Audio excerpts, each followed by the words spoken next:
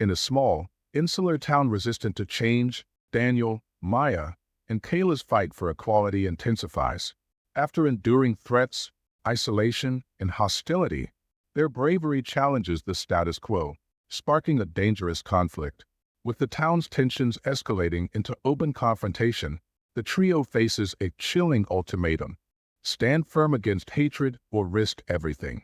Before we get into the story, comment below where in the world you are watching from today, and if you like this story, don't forget to subscribe.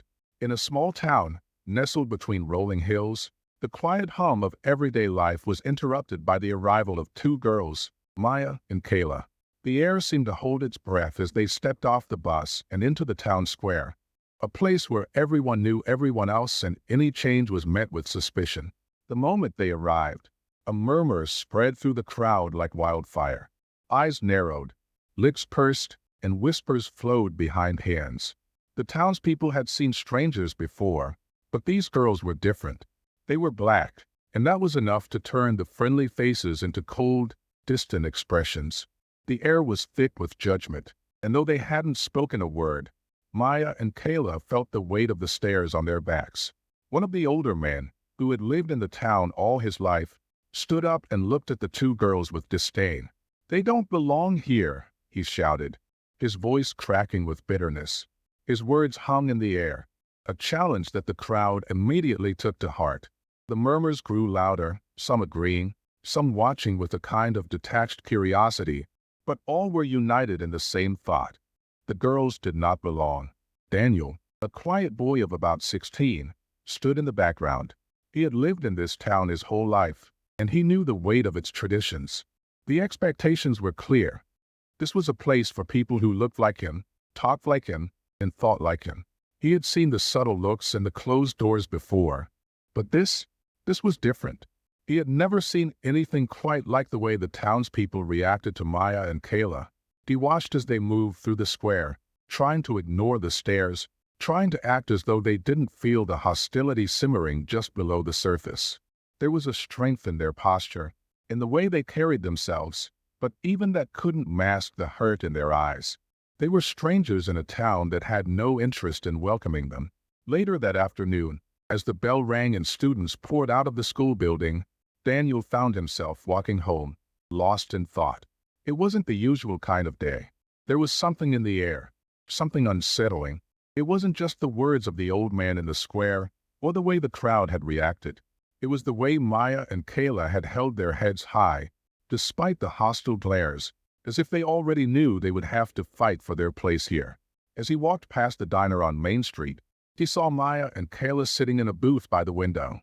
The street outside was bustling with the usual chatter, but inside there was only silence. Every glance from the townspeople was like a dagger thrown their way, and yet they sat there, together, defiant. For a moment, Daniel thought about walking inside and sitting with them, offering some small gesture of solidarity, but he hesitated. He knew the looks that would follow. He knew the whispers that would erupt behind his back. But as he stood there, frozen in indecision, his eyes met Maya's.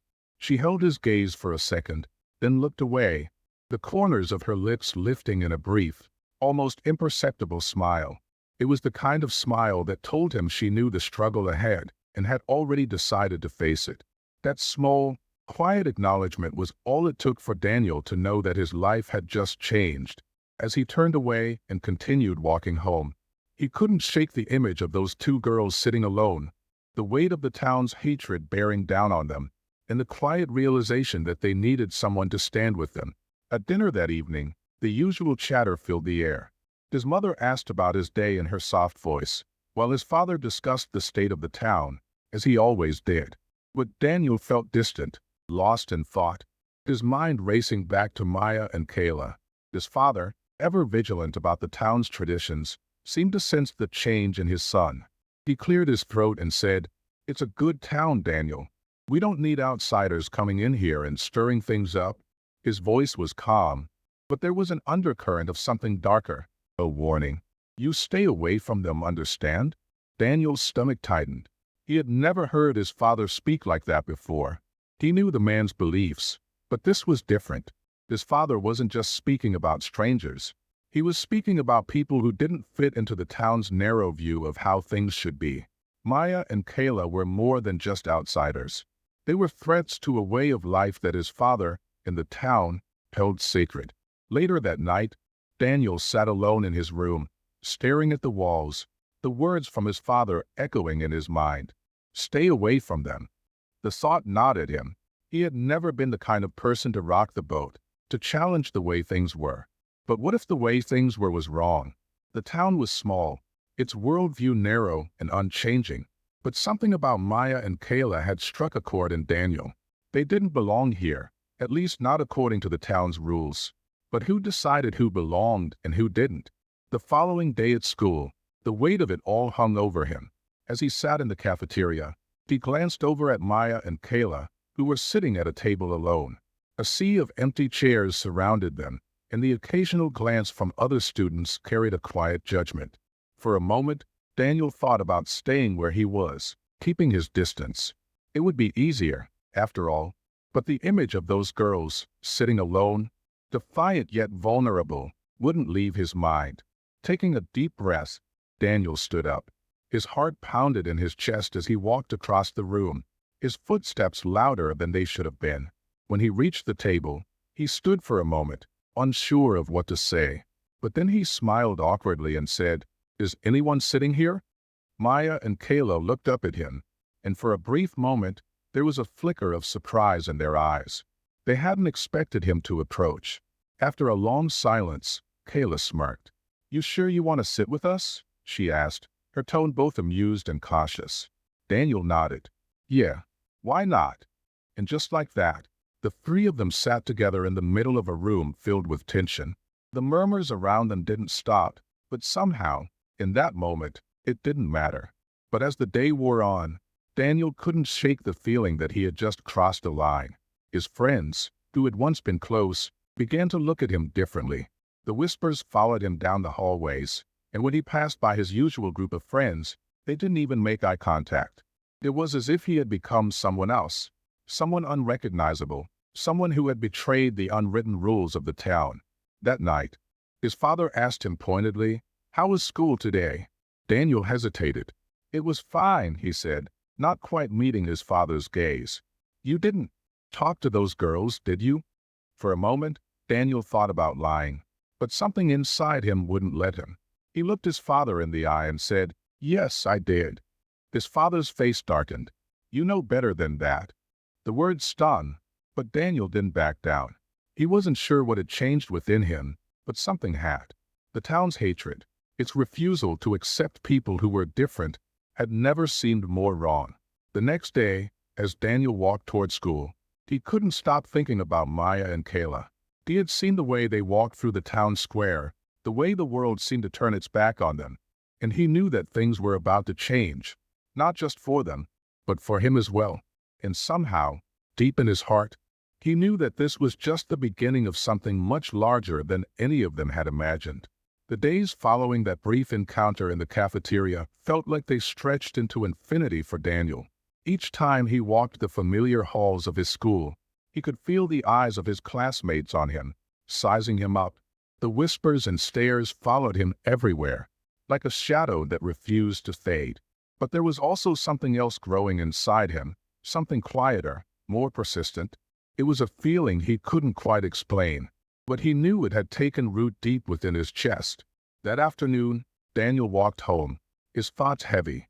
As he passed the town square, he saw Maya and Kayla again. This time, they weren't walking together. They were sitting on a bench, side by side, heads down. It was as if the weight of the town's judgment had pressed them into silence. Daniel stopped for a moment, hesitating, his eyes locked on them. The words from his father echoed in his mind, "Stay away from them." But as he watched them, he realized something important. They weren't just sitting there. They were enduring. They were strong. And they had something that the people of the town had lost. A sense of pride, a quiet defiance that refused to be broken. Without thinking, Daniel made his decision. He walked over to them, his heart pounding in his chest. "Hey," he said, his voice softer than he intended. "Can I sit with you?" Maya looked up first, her expression unreadable. For a moment, She didn't say anything, but then her lips curled into a small, tentative smile. "Sure," she said, her voice quiet but steady. Kayla gave him a knowing look. "Welcome to the club, I guess," she said. Her tone light, but there was a sharpness to her words that Daniel couldn't ignore. He sat down between them, and for a while, none of them spoke. The silence between them wasn't uncomfortable, but it wasn't exactly peaceful either. There was something about it, something unspoken, that hung in the air. They were all aware of the risk they were taking, just by being seen together. "You know," Kayla said after a few minutes, breaking the silence, "you're not the first person to try and sit with us." She looked at Daniel out of the corner of her eye. "But you might be the first one who actually sticks around." Daniel swallowed. "I'm not going anywhere." Maya glanced at him, her eyes flickering with something he couldn't quite place. "It's not that simple," she said, her voice soft but firm. "You have to decide if you're really willing to stand with us, no matter what happens." Kayla chuckled, though it was a hollow sound. "It's easy to sit with us when everyone's watching. The real test comes when you're alone." Daniel met Maya's gaze, and for the first time, he felt a surge of confidence. He wasn't afraid anymore, not of them, not of the town, but it was a fleeting feeling, one that faded quickly as he stood up and glanced around. He could see people from the school, their eyes darting to him and then quickly away. The disapproval was palpable. Just as Daniel opened his mouth to respond, the sound of a car engine revving interrupted them. A black sedan slowed to a stop right in front of them. Daniel froze as the passenger window rolled down, revealing a face he knew all too well. It was Tony, the leader of the high school football team, and the smirk on his face was enough to send a chill down Daniel's spine. "What are you doing?" Tony asked, his voice dripping with mockery. "Sitting with them now, huh? You're really lowering your standards." Maya and Kayla didn't flinch. They simply stared back at Tony, their expressions cool, unfazed. But Daniel felt the heat of the moment rise inside him. This was the point of no return. "Why don't you mind your own business?" Daniel said, his voice steady despite the rush of adrenaline in his veins. Tony chuckled darkly. "Oh, we're all minding our business. It's just that your business has become the town's business now." With that, the car sped off, tires screeching as it disappeared down the street. Daniel stood there, staring after the car, his heart racing. He hadn't expected it to be so personal. The town's judgment wasn't just whispers anymore.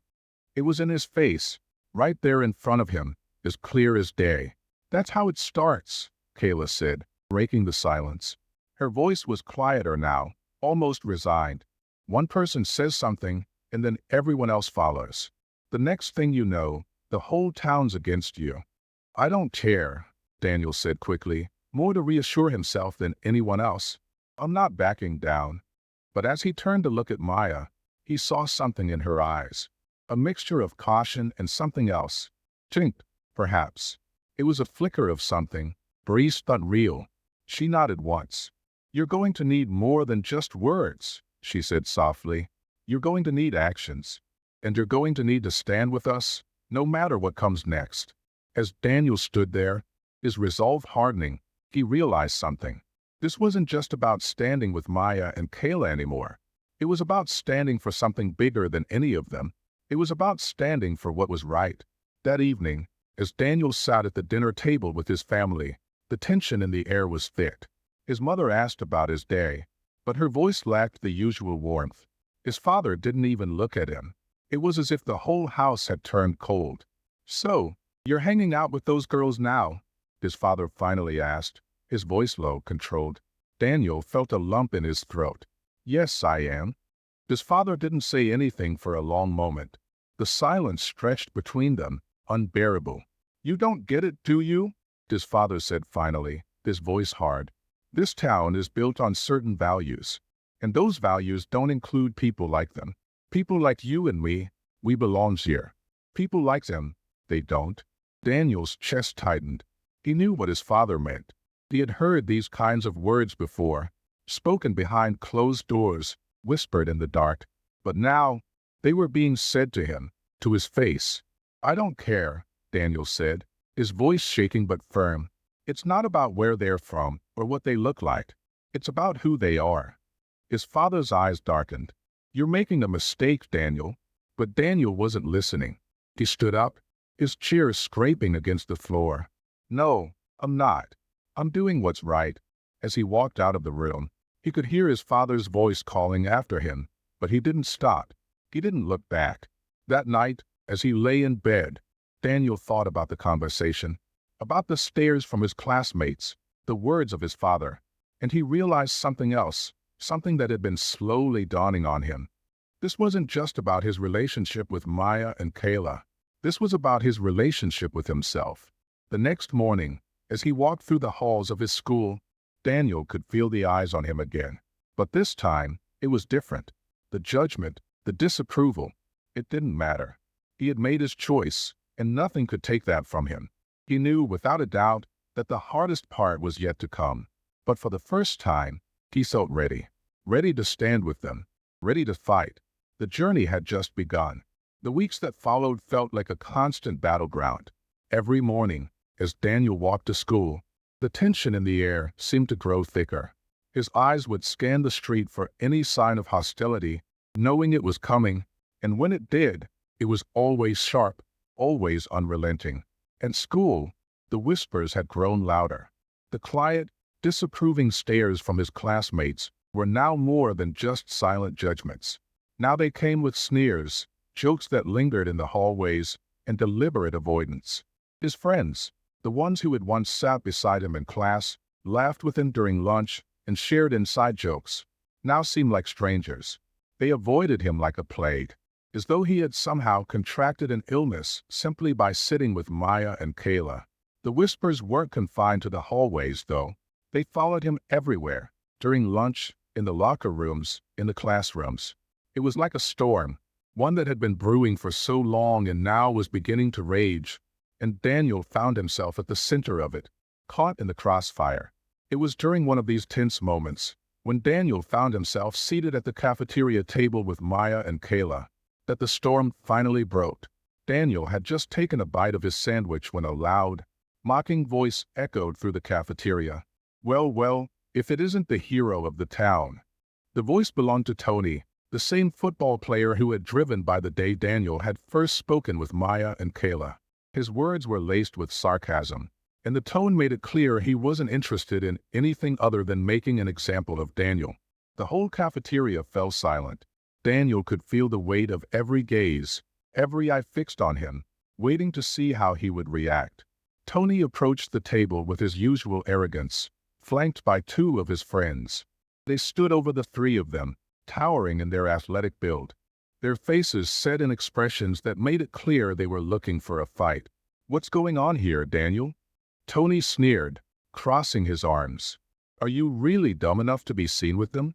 You know what the town thinks of people like them, right? You're just asking for trouble. Daniel looked at Maya and Kayla, who sat quietly, their expressions unreadable but firm. Maya's eyes were steady, unwavering, as though she had anticipated this moment. Kayla, on the other hand, shot Tony a defiant look, her lips curling into a half-smile. Let them be, Daniel said, his voice a bit more confident than he felt. He tried to steady his breathing, the weight of Tony's taunts pulling at his resolve. If you've got a problem with me, take it up with me, but leave them out of it. Tony let out a harsh laugh. You don't get it, do you? It's not just about you. It's about what you're bringing into this town. This isn't a place for people like them. He jabbed a finger toward Maya and Kayla. And it's sure as hell not a place for people like you either. Daniel felt the blood rush to his face, his heart racing. This was the moment he had feared, the moment when standing up for what was right would come with a heavy cost. Enough! Maya's voice rang out, clear and steady. Her gaze locked onto Tony's, unwavering. You don't get to define us. Not anymore. You're the one who doesn't belong here. The room fell silent. Daniel's heart hammered in his chest as he looked at Maya, surprised by her boldness. It wasn't just the words. It was the way she said them, with such conviction, like she knew she was speaking the truth. It was a kind of power that Daniel had never known before, and in that moment, it ignited something inside him. He wasn't alone anymore. Tony scoffed and looked around at his friends, trying to rally them into laughter. She's got guts. I'll give her that. But it doesn't change the fact that this town will never accept you. And neither will I. With that, he and his friends turned on their heels and walked away, their mocking laughter trailing behind them. But as they walked off, Daniel felt something shift in the room. It wasn't over yet, not by a long shot. But for the first time, he didn't feel entirely alone in this fight. He looked at Maya and Kayla, who were both staring after Tony and his friends, their expressions a mix of defiance and determination. "That was bold," Daniel said, a weak smile tugging at the corners of his mouth. Kayla grinned, but it wasn't a smile that came from amusement.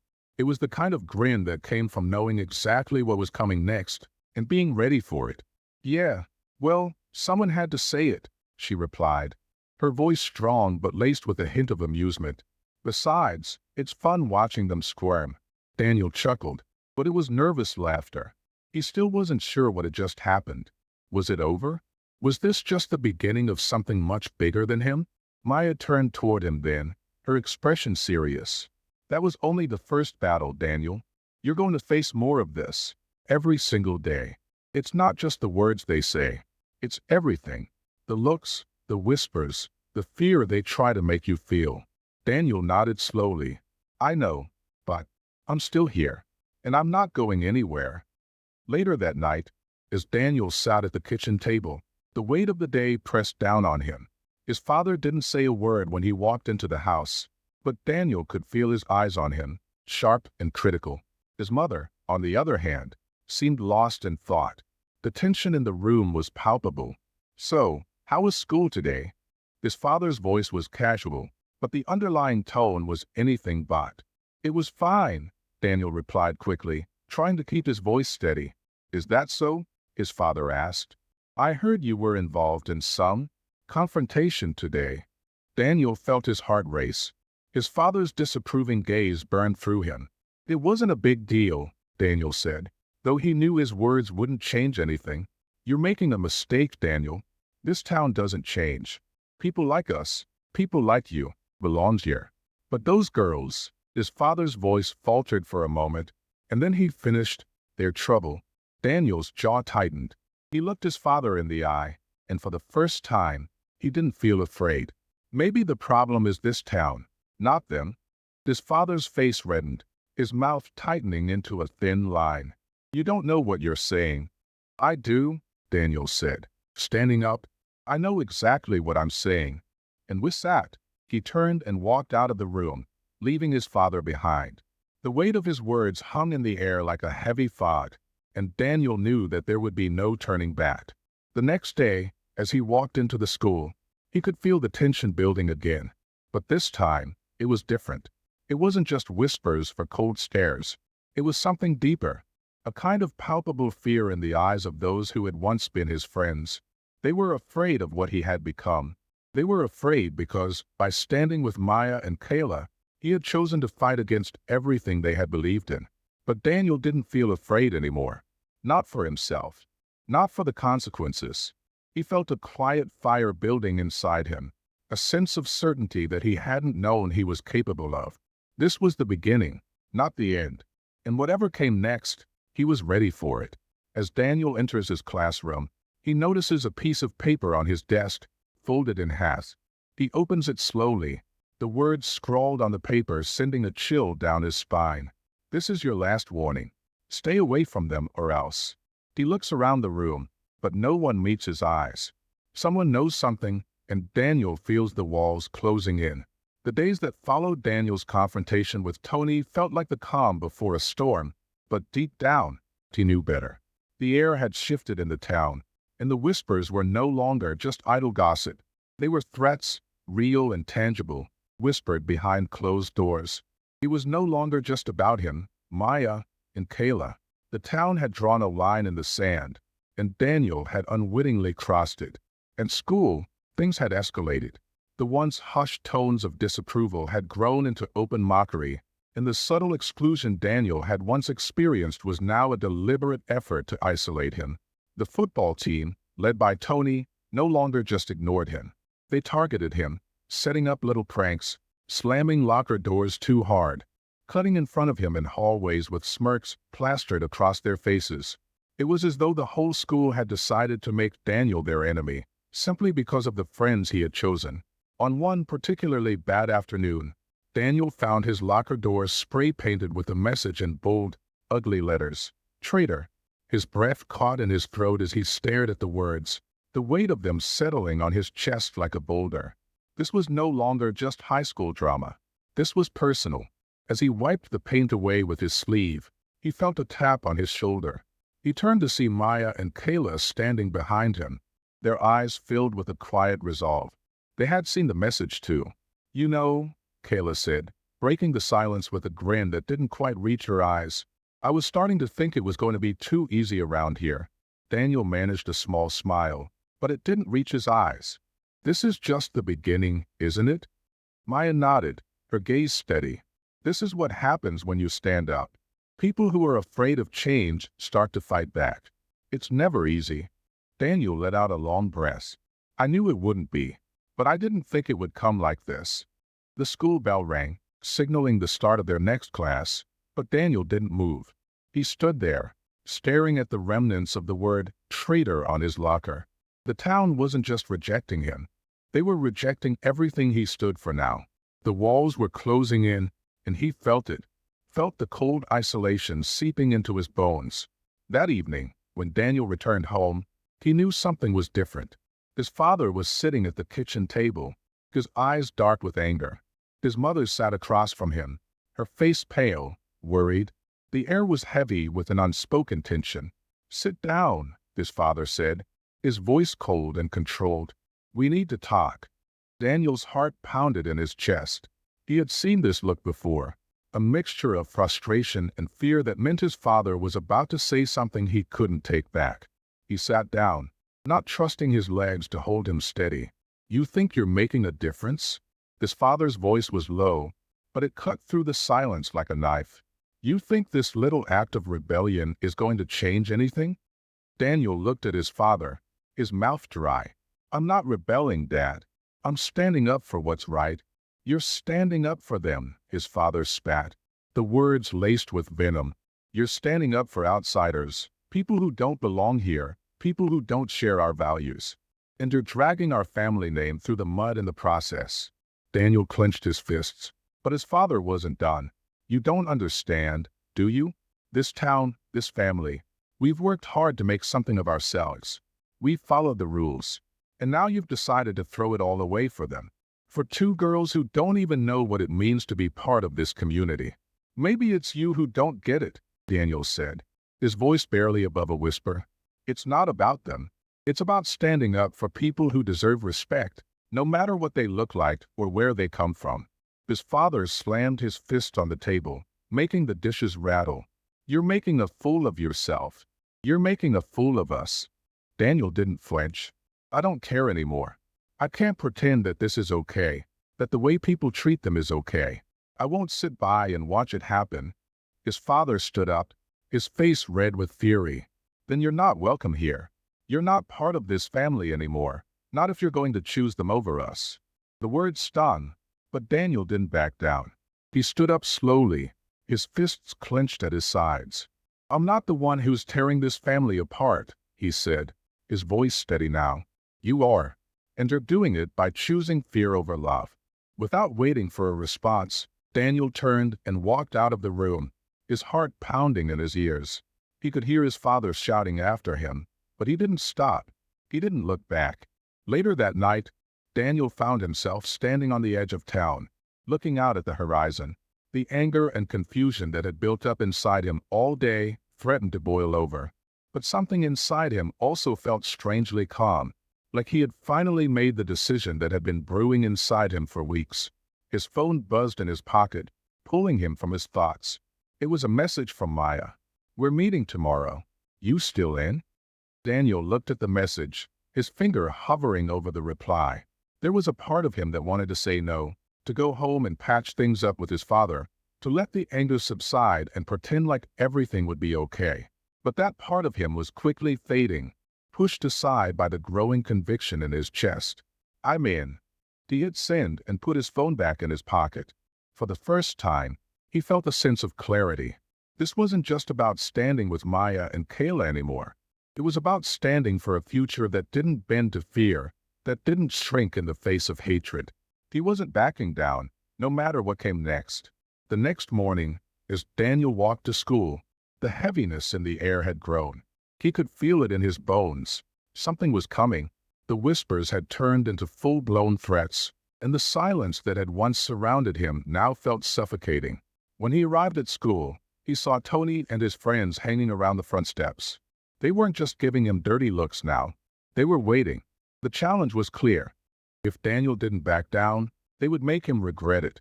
Daniel walked past them without a second glance, his heart racing, but his resolve as firm as steel. He wasn't afraid anymore. Not of them, not of his father, not of the town.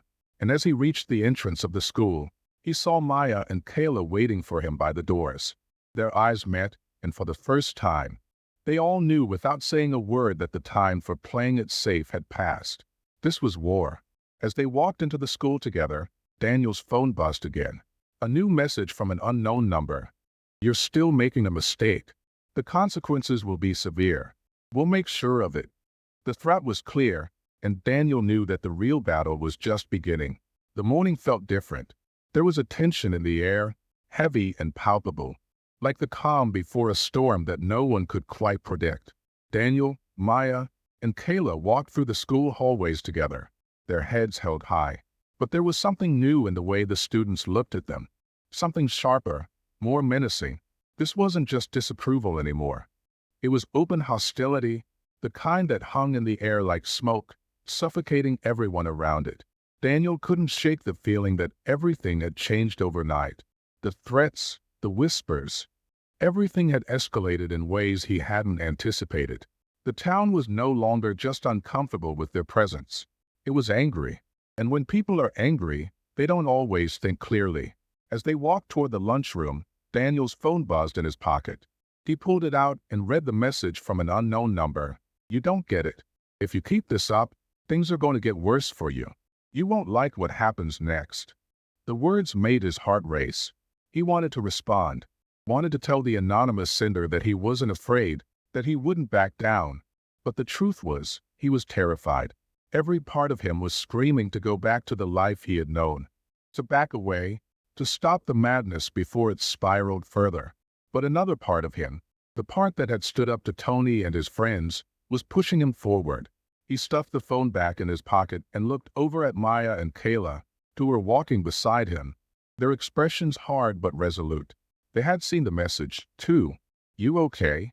Kayla asked, her voice steady, but there was an edge to it. She knew how deep this was going to cut. Daniel nodded slowly. "Yeah, I'm fine. Just figuring things out." "Don't think too much about it," Maya said, her voice quiet but firm. "We can't afford to back down now. This town needs to hear us, needs to see us." Her words struck Daniel like a punch to the gut. She was right. They were past the point of retreat. The time to stand had come, and standing meant taking risks. Big ones. At lunch, they sat at their usual spot, the one everyone avoided. The cafeteria had grown quieter since their arrival. The whispers were no longer just background noise. They were sharp, cutting through the silence like daggers.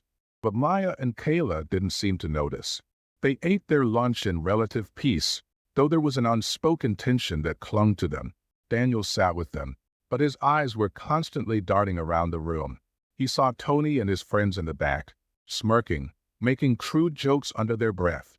The football team was gathered in a corner, eyeing the trio with disdain. But something was different now. The hostility wasn't just directed at Maya and Kayla anymore.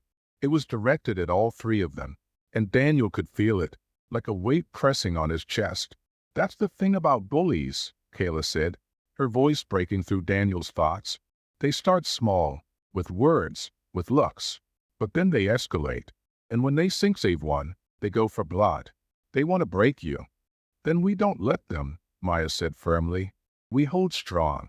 We fight." Daniel felt a cold shiver run down his spine, not from fear but from understanding. This was more than just a fight for Maya and Kayla. It was a fight for all of them. It was about proving that they wouldn't be silenced. They couldn't be. That afternoon, as the bell rang to signal the end of the school day, Daniel felt a sharp tug in his gut. He knew what was coming. It was only a matter of time before things turned violent. He had seen it before, heard the stories of how the town had rejected change, how it had fought back with everything it had. And today, Daniel knew, was the day it would all come crashing down. As he walked out of school, he noticed a small group of students standing by the gate. They were whispering to each other, glancing nervously toward him. One of them, a girl Daniel barely knew, took a deep breath and stepped forward. "Hey, Daniel," she began, her voice low. Daniel stopped in his tracks. "What's up?" he asked, though he was already feeling the unease spread through his chest. "You know what's been going on," she said, her voice shaky. "The messages, the threats. You're really going through with this, aren't you?" Daniel didn't hesitate. "I have to." The girl nodded, though her eyes betrayed the fear she was trying to hide. Just be careful. They're going to come after you. All of you. They won't stop until they break you." Before Daniel could respond, she turned and walked away, disappearing into the crowd. Her words echoed in his mind, louder than the whispers around him. That night, as Daniel sat in his room, his mind raced. The weight of everything he had done, everything that was about to happen, pressed down on him like an anvil. His father's words came back to him, cutting through the silence like a knife. "You're making a fool of yourself. You don't know what you're doing." But Daniel knew now. He knew exactly what he was doing. The decision he had made wasn't just for Maya and Kayla. It was for himself, for the future, for a life where people weren't bound by fear and hatred. He couldn't take it back. He didn't want to. Suddenly, there was a knock at his door. Daniel jumped, startled, and quickly went to open it. It was his mother. She was standing in the doorway, her face pale, her expression tense. "I heard what happened today," she said softly, her voice trembling slightly. "You're in danger, Daniel." "I know," he said quietly, his eyes meeting hers. "But I have to do this, Mom. I can't just stand by."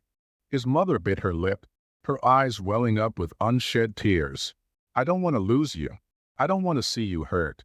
Daniel stepped forward, pulling her into a hug. "I won't back down. I promise." She hugged him tightly, but there was no comfort in her embrace, only fear. "Just be careful." The next day at school, the air was thick with anticipation. The school was buzzing with talk of the upcoming protest that Daniel, Maya, and Kayla had planned.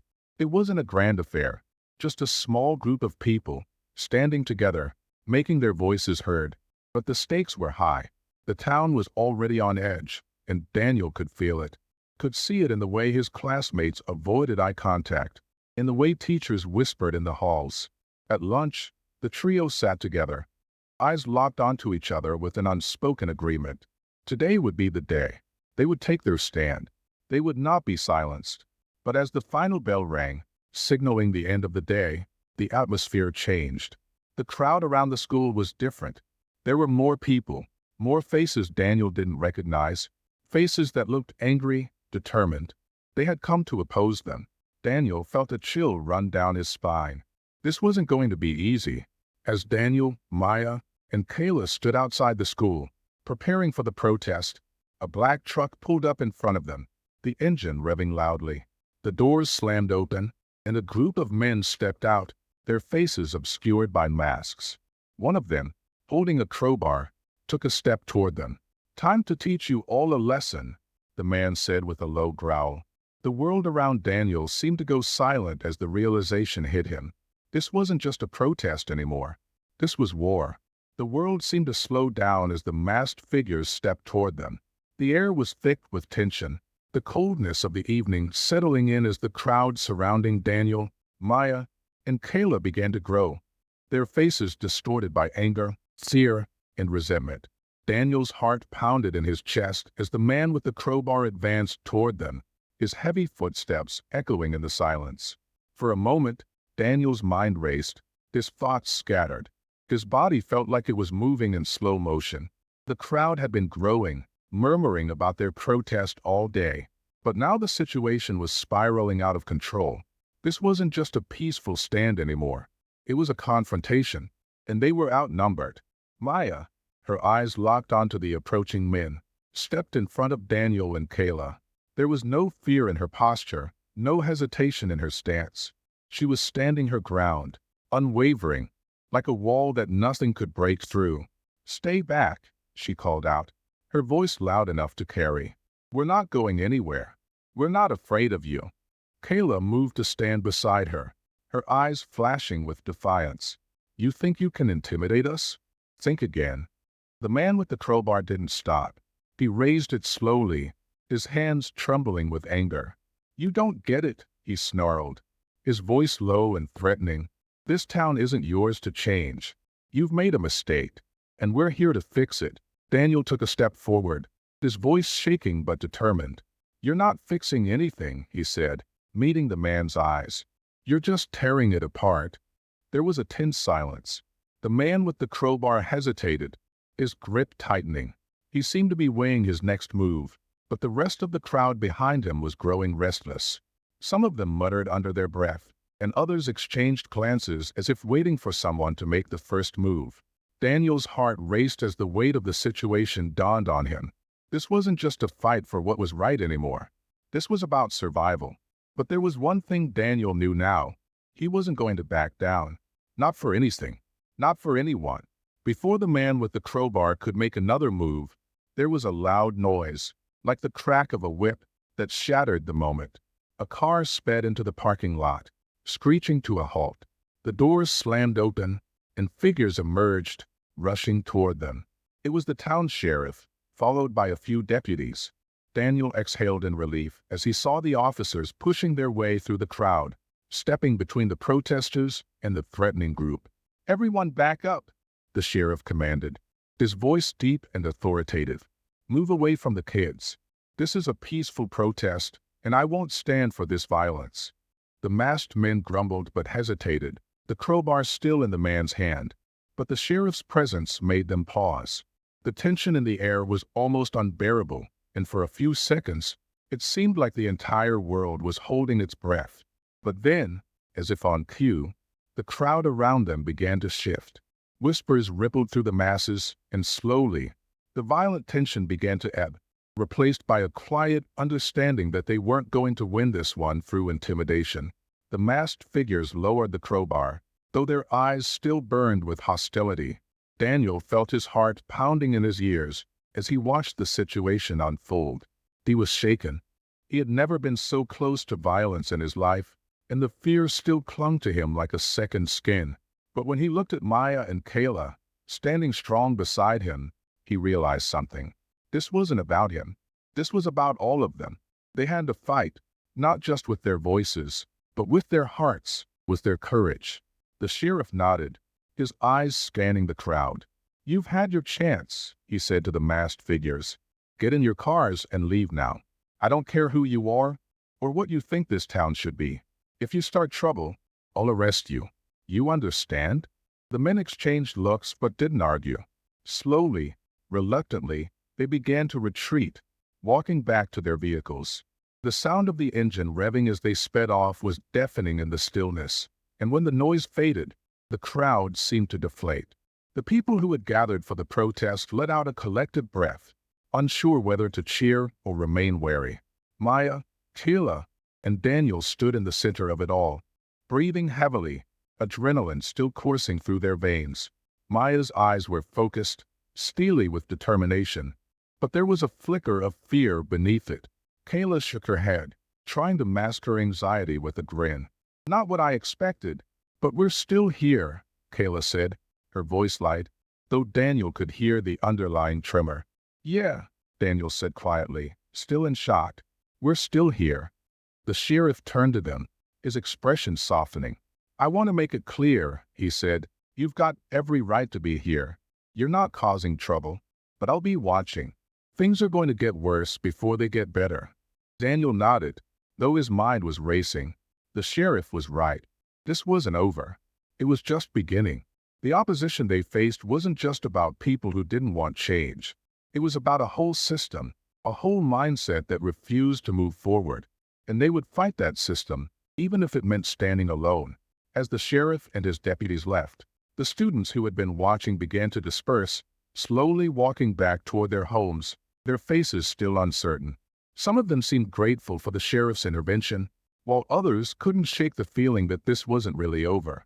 Daniel looked around at the students who remained, the ones who had stayed when things had gotten heated. Some of them looked at him, and he could see the spark of something in their eyes. Something that said they might not be as opposed to change as they once were. Maya stepped closer to him, her voice low but filled with conviction. "This is just the beginning, Daniel, but we've made our mark. We've shown them that we're not afraid, and they're scared of that." Kayla nodded, her usual lightheartedness replaced by a newfound seriousness. "I don't know about you, but I don't think I'm going anywhere." Daniel's heart swelled with pride. It wasn't just about the protest anymore. It was about showing the world, showing his town, that they wouldn't be silenced. The battle wasn't over, but they had made it clear. No one could break them. Not now. Not ever. As they walked away, the noise of the protest slowly fading behind them, Daniel's phone buzzed again. He pulled it out, his breath catching as he read the message. "This isn't over. You've made your stand. Now we'll make ours. You won't be able to run from this." The message sent a cold shiver through Daniel's spine.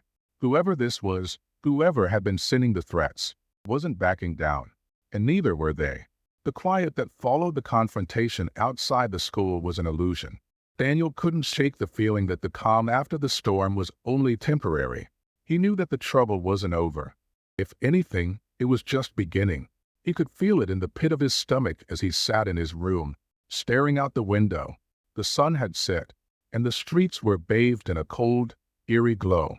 The shadows seemed to grow longer, like something was lurking, waiting to strike. The message from the mysterious sender still burned in his mind. "You won't be able to run from this." Who was it? Who could possibly have so much control over the town to make such a threat? Whoever it was, they had power, and they weren't afraid to use it. And Daniel knew one thing for sure. He was in over his head. He picked up his phone, his fingers trembling as he scrolled through his messages. Maya's name flashed on the screen, and he quickly tapped the message. "We need to meet. Things are getting worse. Can't let them get away with this."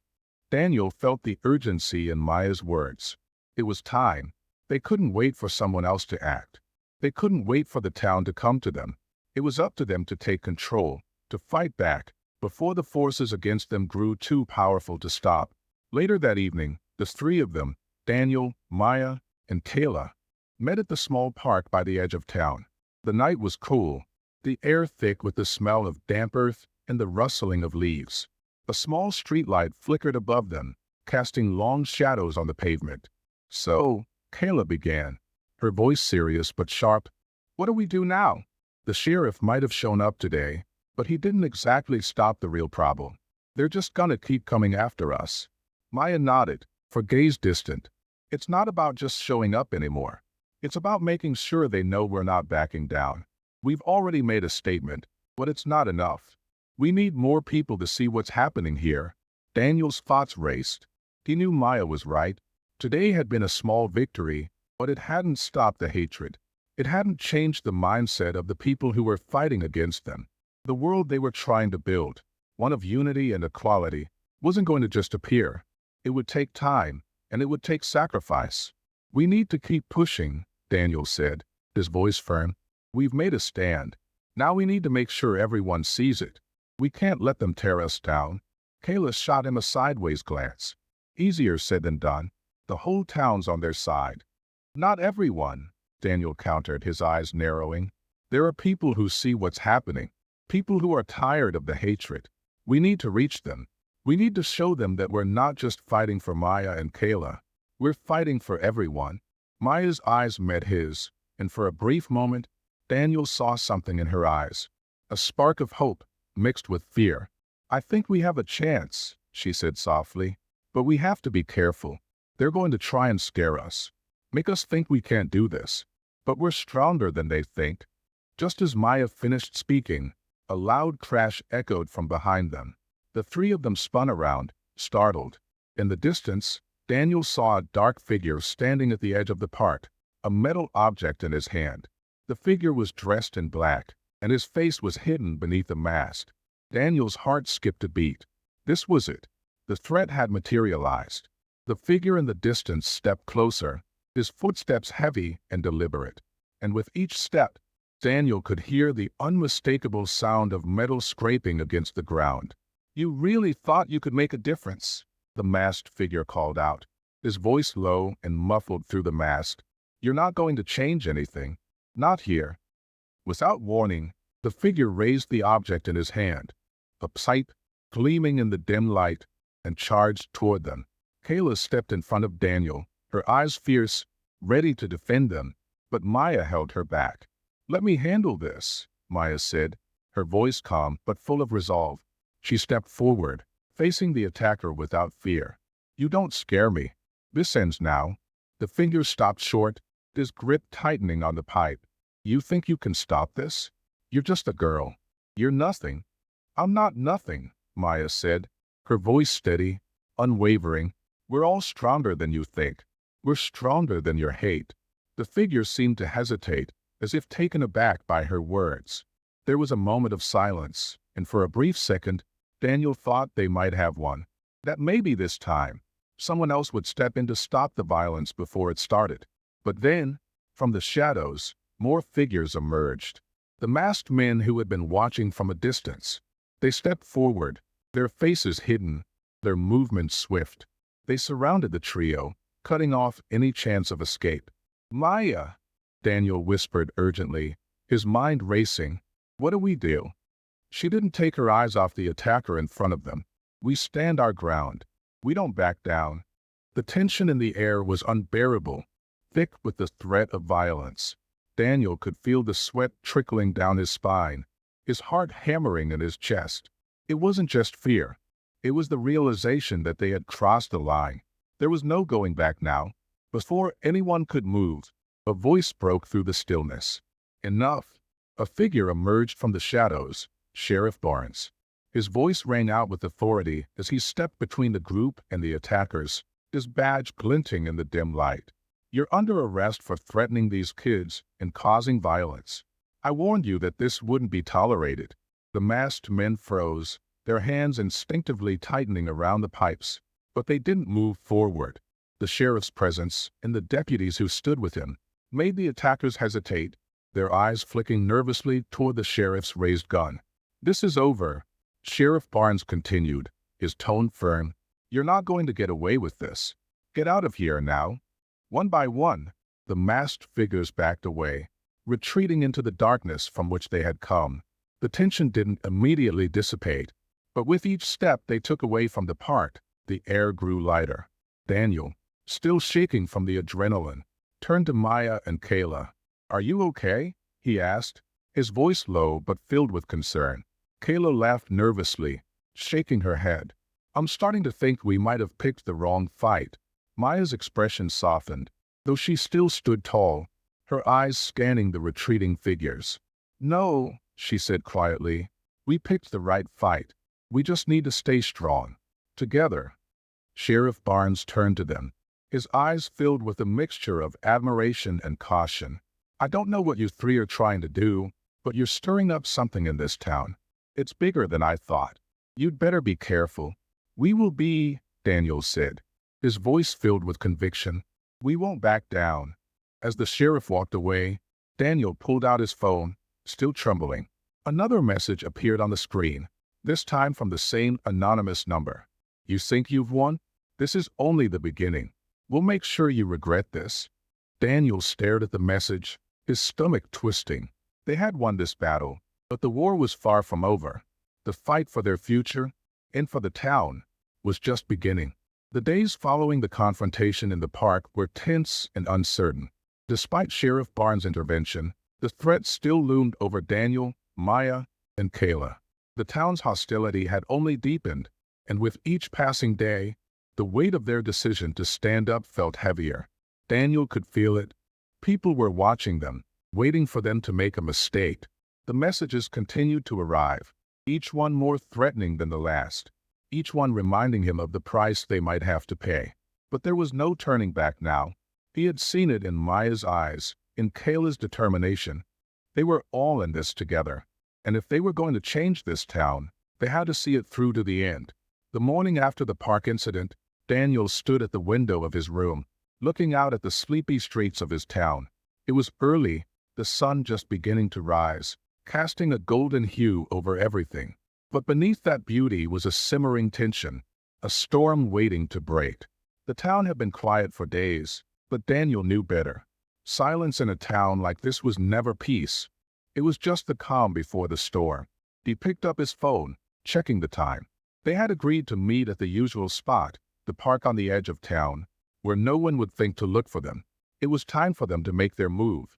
They couldn't wait for the town to change. They had to make the change themselves. When Daniel arrived at the park, Maya and Kayla were already there, sitting on the swings, their expressions serious. There was no joking around today, no light-hearted remarks. They all knew what was at stake now. "So, what's the plan?" Daniel asked, walking over to them. Maya stood up, her eyes hard with resolve. "The town meeting is tonight. This is it. We're going to stand in front of them, all of them. The mayor, the council, the people who have been silent and complicit in all of this. We're going to tell them exactly what we think of this town's hatred." Kayla's eyes flickered with excitement, but there was a hint of fear too. "You're right. We need to be loud. We need to make sure they hear us. But this time, we need more than just words. We need people with us. We need to show them that we're not alone." Daniel nodded, understanding the gravity of their next move. "We'll gather people. We'll make sure they see us." That evening, the town hall meeting was packed. People filled the seats, their voices hushed as they waited for the meeting to start. The air was thick with tension, the kind of tension that comes right before something big happens. Daniel, Maya, and Kayla stood at the back of the room, watching the faces of the townspeople. Many of them had been there for years. Faces that Daniel recognized, faces he had grown up with. But now, their eyes were different, cold, distant. The mayor stepped up to the podium, his face set in a grim expression. "Ladies and gentlemen," he began, his voice low, "we're here tonight to discuss the future of our town. As you all know, tensions have been rising. There are outsiders trying to change the fabric of our community. And it's time we ask ourselves, what kind of town do we want to be?" Daniel's heart pounded in his chest as the mayor's words echoed through the room. He knew what was coming. He could feel it.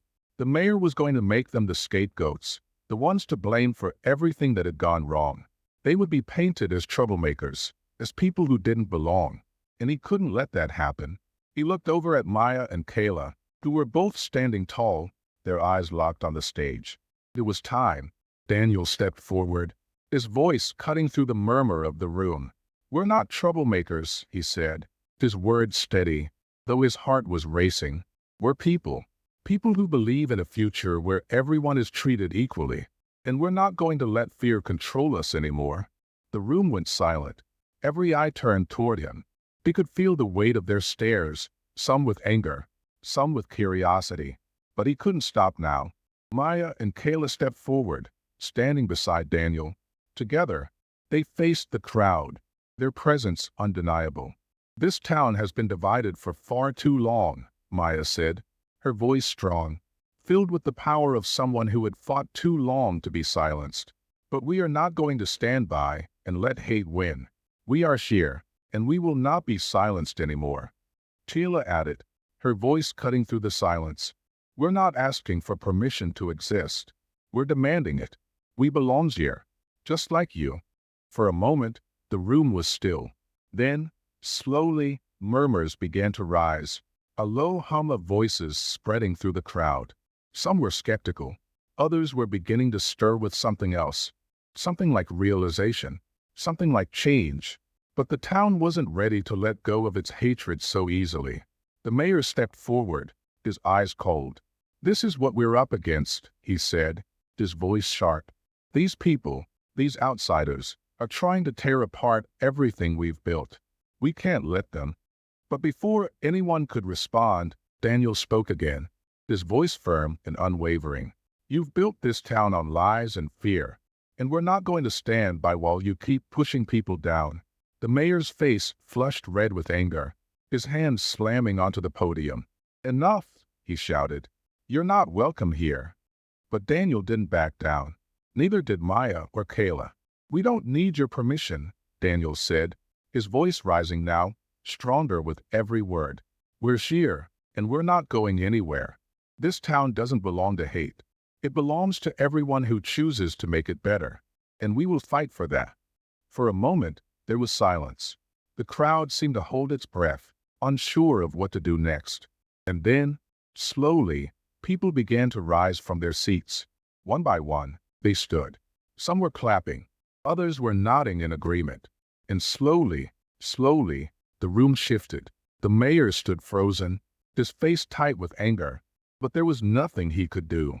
The momentum was changing, and for the first time, Daniel felt it, a shift, a crack in the town's foundation. Later that night, as Daniel, Maya, and Kayla walked home together, the weight of the day's events settled on them. The streets were quieter now, but something had changed. The town had heard them. They hadn't won yet, but they had made their mark. "I didn't think they'd actually listen," Daniel said, his voice a little breathless from the excitement. "But they did. We did it." Maya smiled, though there was a seriousness to it. "That was just the beginning. We're going to have to keep pushing, keep fighting, but we made a statement tonight. We showed them that we're not afraid." Kayla nodded, her voice tinged with exhaustion but also pride. "Yeah, but it's not over. This is just the start. We can't stop now." Daniel looked at his friends, the two people who had stood with him through everything, and for the first time, he felt like maybe, just maybe, things could change. The road ahead was still long, and the battle wasn't over, but they had made their stand. They had shown the town that they couldn't be silenced. As they reached the edge of town, Daniel's phone buzzed again. This time, it was a voicemail. His heart dropped as he saw the message was from an unknown number. He pressed play, and a cold voice crackled through the speaker. "You think you've won? This isn't over. We're not finished yet. You'll regret this." The words sent a chill down Daniel's spine. The war wasn't over. Not by a long shot. The fight for their future was far from finished, and the town was about to learn that they wouldn't give up, no matter what it cost them. The days that followed the town hall meeting were anything but peaceful. What had started as an attempt to spark a change, to ignite hope, had quickly transformed into a simmering, dangerous conflict. Daniel, Maya, and Kayla could feel the ripple effects of their stand.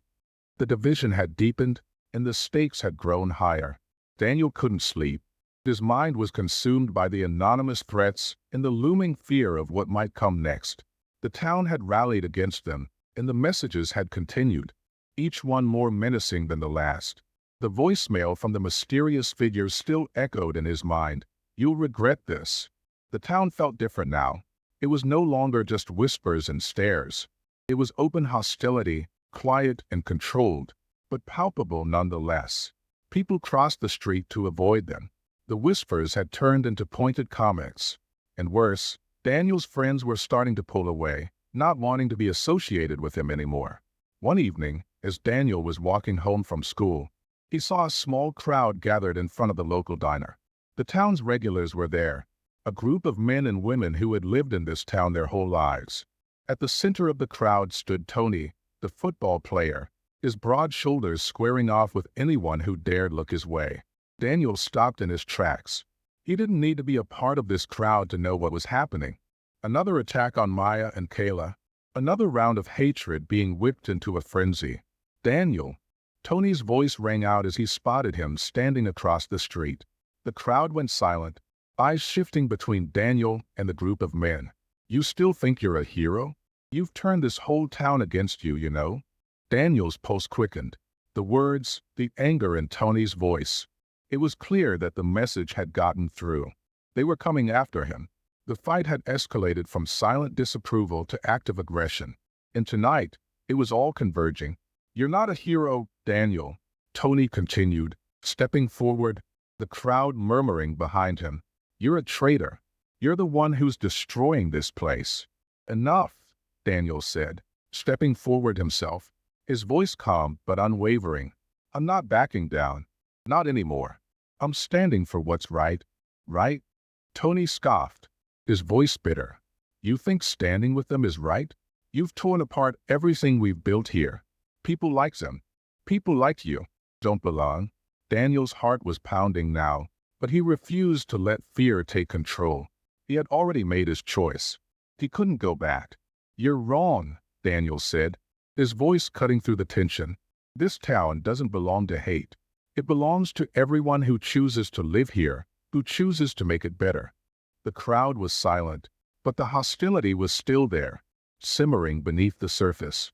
Tony sneered at him, but there was something in his eyes that was more than just anger. It was fear. Fear of losing control. Fear that the foundation of their world was crumbling beneath them. You think you can change this place? Tony spat. You're out of your mind. No one's going to stand with you. You'll be alone. Daniel stood tall, unshaken. I'm not alone. He turned, and as he did, he saw Maya and Kayla standing behind him, their eyes steady and strong, the fire that had been ignited within them flickering in the shadows of the streetlights. Without saying a word, they stepped forward, joining him in defiance. The silence in the crowd grew deeper. People looked from one face to the next, unsure of what to do. For the first time, Daniel saw something in the crowd that he hadn't seen before. Hesitation. Some of them were beginning to question the truth they had always known, the truth they had been told. And just as quickly as it had started, the tension brought. A voice from the crowd, a woman Daniel had known since he was young, spoke up, her words cutting through the silence like a blade. Enough, she said, her voice shaky but filled with conviction. This town is not just yours, Tony. It's all of ours. We've been too afraid to change, but it's time. The crowd shifted. Some faces remained filled with anger, but others were softer, their eyes filled with a quiet understanding. And in that moment, Daniel knew something important had shifted. Maybe not everyone in the crowd was ready to accept the truth, but enough of them were starting to see it. Later that night, as Daniel walked home with Maya and Kayla, he felt the weight of what had happened. The town hadn't changed overnight, but something had cracked. The resistance was still strong, still dangerous, but now there was something more than fear. There was hope. That was a risk, Kayla said quietly, glancing over at Daniel. You could have been hurt. I know, Daniel replied, but he didn't stop walking. But we had to do it. We can't keep hiding in the shadows. Maya nodded beside him. We've already taken the first step. It's not over. But we've made them listen. The next morning, as they walked to school, the atmosphere felt different. The streets were quieter, but not in the way they had been before. There was an uncertainty in the air, a shift that wasn't quite visible, but that Daniel could feel in the pit of his stomach. At school, Daniel and Maya walked down the hall to their lockers, their footsteps echoing in the silence. But when they reached their lockers, something was different. The hallways were filled with students. Some were still glaring at them, some whispering. But there was one thing that had changed. There were more of them. A group of students, led by the girl who had warned Daniel about the growing tension, stood waiting by their lockers. And without a word, one by one, they stepped forward, standing with Maya, Tila, and Daniel. You're not alone, the girl said, her voice steady. We're with you. For a moment, the hallway was still. Daniel could hardly believe what he was seeing. The people who had been silent, people who had watched from the sidelines, were now stepping forward, joining them in their stand. But just as hope began to rise, Daniel's phone buzzed in his pocket. He pulled it out, his heart dropping when he saw the message. You think you've won? We're not finished. This is just the beginning. Watch your back. The familiar feeling of fear gripped him again, but he didn't back down. Not now. Not when they were so close. As Daniel pocketed his phone, the school's front doors burst open, and a group of masked figures, men and women, stepped into the building. The crowd fell silent as the group approached, their eyes locked on Daniel and his friends. Without a word, the leader of the group stepped forward, his eyes filled with cold rage. You've pushed us too far, he growled, and now it's time for you to pay. The tension in the hallway thickened, the realization settling in that this fight was far from over. The storm was coming, and it was closer than anyone had realized. The hallway fell silent as the masked figures advanced. Their presence was like a heavy weight pressing down on everyone in the school. filling the air with an almost suffocating tension. Daniel's heart pounded in his chest as he stood frozen, surrounded by Maya, Tila, and the group of students who had joined them. The leader of the group, a tall man with a menacing glare, stepped forward. He didn't say anything at first, just scanned the group of students who had gathered to support Daniel and his friends. His eyes were cold, calculating. He was sizing them up, like a predator deciding which prey to take down first. "You've gone too far," the leader finally said, his voice low and full of venom. "You think you can just come into our town and change everything? You think you can take what's ours?" Daniel's breath hitched in his chest, but he didn't back down.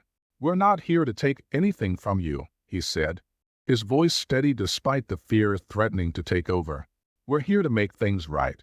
We're here because we believe that everyone deserves to be treated with respect." The leader's eyes narrowed, his jaw tightening. "Respect?" he spat. "You don't know anything about respect. You think you can change a town that's been built on tradition, on values? You don't belong here. None of you do." Maya stepped forward, her voice unwavering. "We belong here just as much as anyone else. This town doesn't belong to hate. It belongs to all of us, to everyone who wants to make it a better place." The leader scoffed, clearly unimpressed. He gestured to his group, and the other masked figures took a step forward, positioning themselves around Daniel, Maya, and Kayla, their eyes full of hostility. It was clear they were here to intimidate, to send a message. And in the quiet of the hallway, that message was loud and clear. "You don't scare us," Daniel said, his voice steady but firm, despite the growing unease in his chest.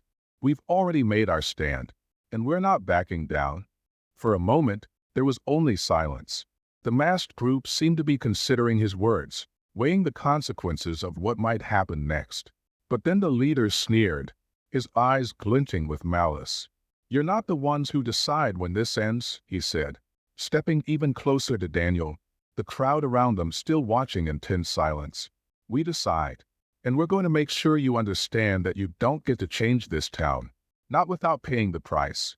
The threat in his voice was unmistakable. Daniel could feel his palms sweating, his heart racing. This wasn't just about standing up anymore. This was about survival. And the price they would pay for standing against the hatred of the town might be higher than any of them were prepared to bear. Before Daniel could respond, the leader motioned to the group. A figure stepped forward, a tall woman with a cruel smile, and she grabbed Kayla by the arm, pulling her toward the group. Kayla struggled, her eyes flashing with defiance. "You think we'll just stand here and let you push us around?" Kayla shouted, her voice full of fury. The woman yanked her roughly, her grip tightening. "You'll stand there and shut up, or you'll regret it." Daniel's instincts kicked in, and without thinking, he rushed forward. But Maya grabbed his arm, stopping him. "Wait," she whispered urgently. "We can't fight them here. Not like this." But the words felt like they were choking him. Daniel's pulse thudded in his ears, his mind spinning. They had been prepared to face hostility, to stand strong against the hatred that had followed them. But now, with Kayla being pulled away, with the entire group of students watching, Daniel realized how far they had come, and how far they still had to go. "You won't get away with this," Maya said, her voice steady as she faced the leader. "You'll never stop us. We'll keep fighting. We'll keep standing up for what's right." The leader's eyes flashed with anger, and for a moment, Daniel thought the situation might explode into violence. But just as the tension reached its peak, a voice rang out from the back of the hallway. "Enough." The voice was firm, unyielding.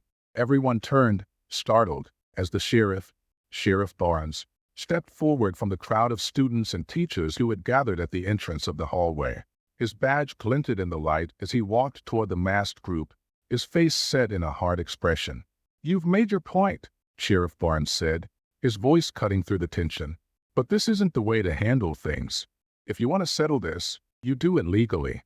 You don't take matters into your own hands." The masked figures hesitated, their eyes flicking nervously toward the sheriff. It was clear that Sheriff Barnes held some kind of authority, something that made them think twice. "You're not welcome here, Sheriff," the leader spat, his fists clenched at his sides. "This town is ours, and we're not going to let it be torn apart by outsiders. Sheriff Barnes didn't flinch. This town doesn't belong to anyone. It belongs to all of us, and I'm not going to let you tear it apart. The tension in the air was thick, and for a moment, it seemed like the situation might escalate again. But then the leader took a step back, nodding to his group. Slowly, the masked figures began to retreat, their eyes still filled with fury, but their movements less certain. "This isn't over," the leader said through clenched teeth. "We'll be back, and when we do, we won't show mercy." With that, they turned and disappeared into the hallway, leaving behind only the echoes of their footsteps. The students in the hallway began to murmur, their voices rising with a mixture of relief and uncertainty. The standoff was over, for now, but the damage had been done. The fight was far from over. Daniel let out a breath he didn't realize he'd been holding. His legs were shaking, his heart still racing. He turned to Maya and Kayla, who were both standing tall despite the tension. "You okay?" Daniel asked. Kayla nodded, her face set with determination. "They don't scare me. Not anymore." Maya smiled faintly. They never did. Daniel's chest swelled with pride. They had made it through the worst of it, for now, but they knew, deep down, that the battle wasn't over. This was just another chapter in the long fight for a better future. As the students began to disperse, Daniel's phone buzzed again. He looked down at it, his breath catching as he saw the latest message from the unknown number. "You've made your stand. Now we make ours. This town will burn, and you will be the ones to light the match." The words sent a cold shiver through Daniel's spine. It wasn't just a threat anymore. It was a declaration of war, and he knew that they had no choice but to face it head on.